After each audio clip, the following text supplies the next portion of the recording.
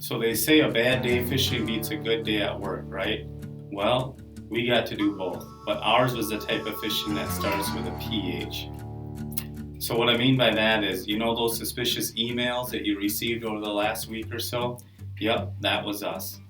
And by we, I mean the tech team. We created a simulated phishing campaign, and we did this for two reasons. One, to understand how susceptible we actually are to this type of cyber attack. And two, to start educating us better about the real data theft dangers out there. Data theft sounds pretty generic and not very menacing, but what if I say it like this?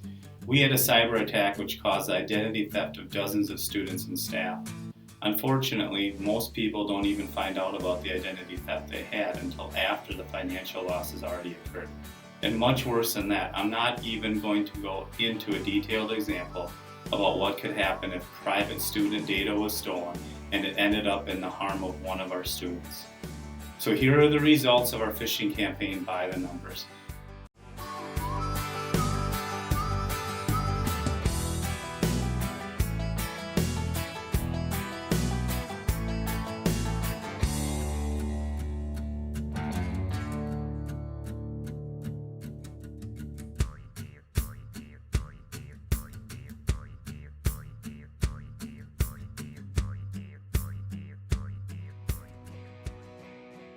So let's take a closer look on how we were phished in this campaign.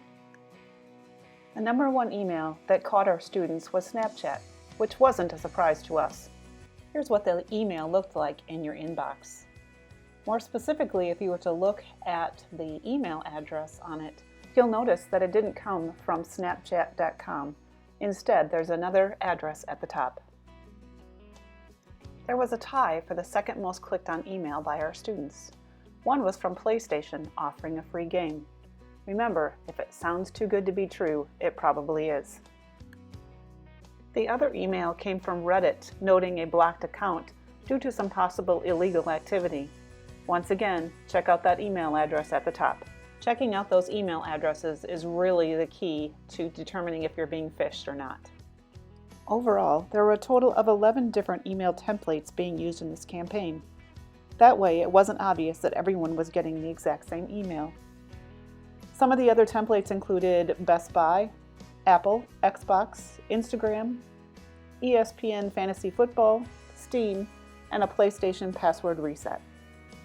In this phishing campaign, it kept track of every time one of these emails was opened. In addition, you are considered phished when you actually click on a link in one of those emails. And that's probably the most dangerous when you click on one of the links.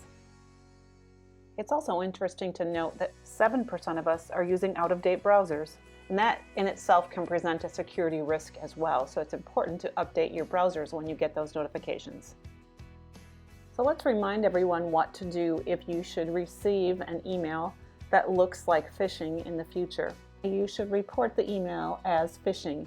And you do that by going to the three dots, which is More in the upper right-hand corner, and then clicking on Report Phishing.